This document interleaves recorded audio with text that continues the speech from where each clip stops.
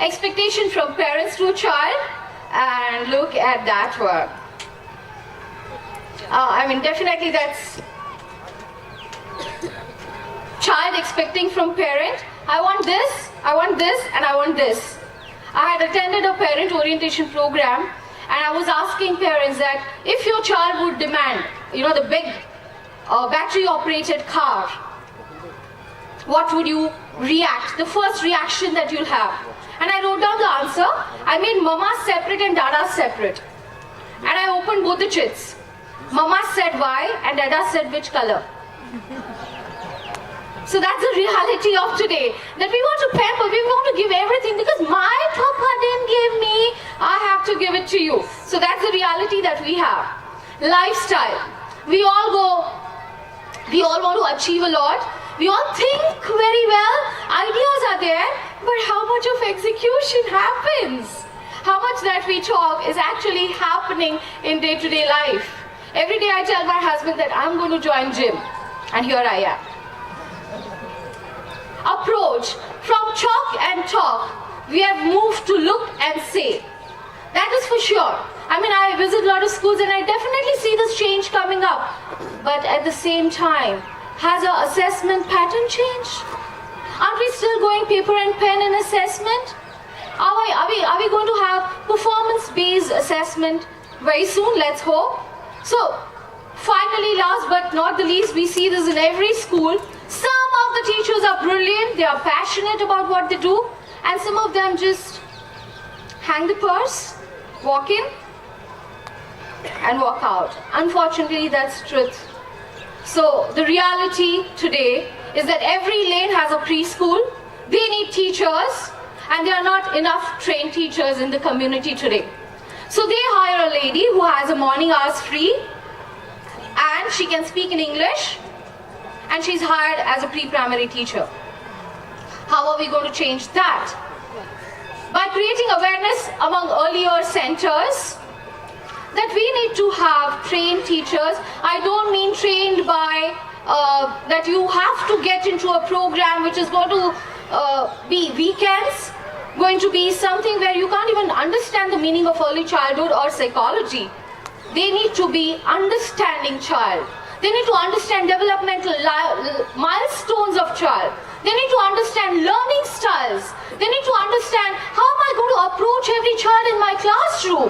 And that's what is important.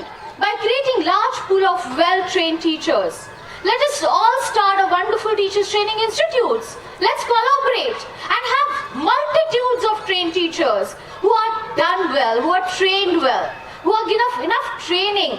Again, knowledge training can be done by Google. Let's not worry about knowledge training, but the training, how to be persistent, consistent, how to have a decent communication.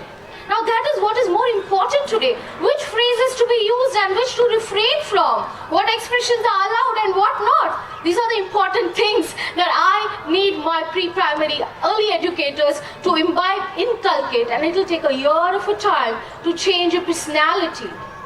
Invest into the teacher, as the panel said. Belief, trust, and collaborative society where every pre-primary early educator is respected for the job that she has got. They need to have a fantastic remuneration that they can be proud about, and I can go to young graduates and say, you know what, become a teacher. Because you're going to be paid well, you're going to be respected, it's a good job. Most of the students that I have done their MTechs, BTechs, MBAs, dentistry. Now they have had children, they don't want to go back to their stressful job and they come to become a teacher. Nothing wrong in that, I'm one of those. But can't we have fresh blood, with fresh idea, with fresh creativity, walking into our institutes and wanting to become early childhood educators? Last but not the least, parenting. I hear Swati ma'am saying one license that government should start is parenting license. Inshallah, someday will come. But let's have lots of parent education program. Dr. Daniela showed that slide to us. You know, I mean, so many of us did this when child was crying, am I right? But did you think about that mother who needed a guidance? Did you think about the mother who needed to be held and told, baby, don't do this? And that's our job today. Today onwards, decide on a person that you want them to be trained as an early childhood educator who are working in the sector. And how, exactly what we need to do. So how to be diligent is, according to me, our answer today. And that's train passionate, aspiring candidates to be an adult. I don't mean 18 years old. What I mean is adult by behavior. Emotionally intelligent, a stable person in the classroom who's a champion. I love Rita Pearson. And she says every child in the world deserves a champion. Where is the champion? Who has control of her own emotions? Who can behave herself when she's angry? She's not suppressing, but letting children know how to be angry. Children, I'm angry. I expect this. Can we work on that manner? Can we teach our young teachers, our trained teachers, how to behave? Behavioral role model. I tell my students A, B, and C. Accountability. A child in your class fell down, it's okay. It happens, but are you accountable for it? Take accountability. Make sure next time same things don't happen. B, bonding. How well are you connected with your children? That's important. Curriculum, infrastructure are here to stay, but the teacher is the one who raises it to the next level. And C, communication. Is your child wanting to approach you? I love one teacher that I saw, and child made a mistake in math. She went to him and said, you know what, I'm a teacher, I love teaching. You gave me another chance to teach. Now that's the approach that we need to have. That's the approach that we need to create with our children. Work on personality and attitude, positivity. Are you contagious? Are you smiling like that video said? My children would forget anything and they laugh with me, they'll smile with me. Empower others instead of enabling them. My sincere request to all the school owners, leaders, principals, stop spoon feeding your teachers with lesson plans. Let them create according to the children in their class. Let them invite children to help them make teaching aids. Create the classroom decor, and that's where we are going to rock. That's where my children are going to be engaged, attentive, and listening. What do you do exactly? Exactly, smarten up. How do we smarten up? Is there an app? Is there a, that perfume that we have? How do we smarten up over here? According to me, is be self-motivated. When we hear Rita ma'am, Swati ma'am, we feel, yeah, we are going to do it. And after 2 days, it evaporates. And we are back to our rut. Self-motivation is what we need to generate. Every teacher in early childhood educator is a leader. Do you agree? Yes. Huh? Yes. Oh, now that's better. Mindful. Are we mindful? At every given point, are you thinking about how you are presenting yourself? Because my child is going to imitate. Thank you, Dr. Daniela, for playing all 3 videos. I just simply have to refer. The child going, that was nothing but language development in imitation. Just like the mom did, or the aunt did, or the teacher did. Are we the good role models for our children there? Analytic. Bloom's taxonomy says high order thinking is all about evaluation, creativity, analysis. Are we analytic in our behavior, day-to-day behavior? Regulated by coexisting. This is my favorite among the all. Are we open to ideas? Are we ready to change? I heard a beautiful saying just the last week that Gandhiji had said this, that if you want to bring a change in people, go live with them and love them. And then the person said, if you want to bring change in your classroom, live with children and love them. Live with children, I don't mean go to their house and live in their shoes.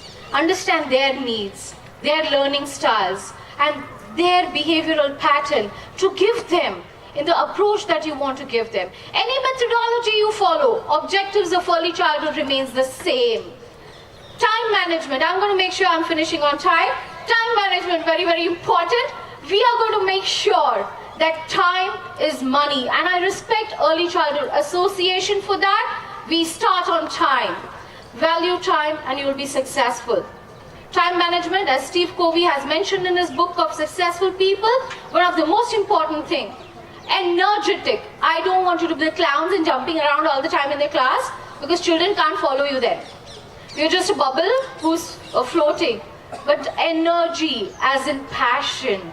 Energy when it is needed in your songs, rhymes, story. Are you energetic teacher? That the child looks at you and smiles. Very teacher aa rahi hai. Now that's what we want in every childhood educator. Natural. We cannot fake for a long time. You got into the field because you love children, am I right? And then you develop stress being with that children. I mean, why? When we love children, we need to just love them enough. Understanding and upgrading. Understanding and upgrading yourself constantly. We are talking about multiple intelligence from years. Why aren't we talking about 5-point mind analysis that he spoke about? Lakshmi ma'am just the other day was mentioning why we are not reading Howard Gardner in that way. It's a beautiful thing that every teacher should learn. 5 minds, read the book.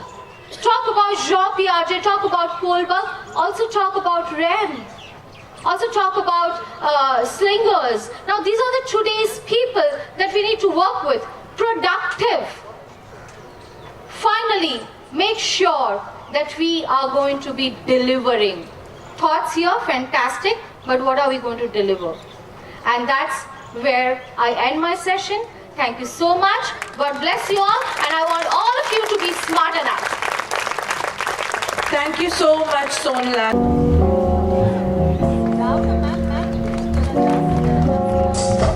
Oh wow, that's also there.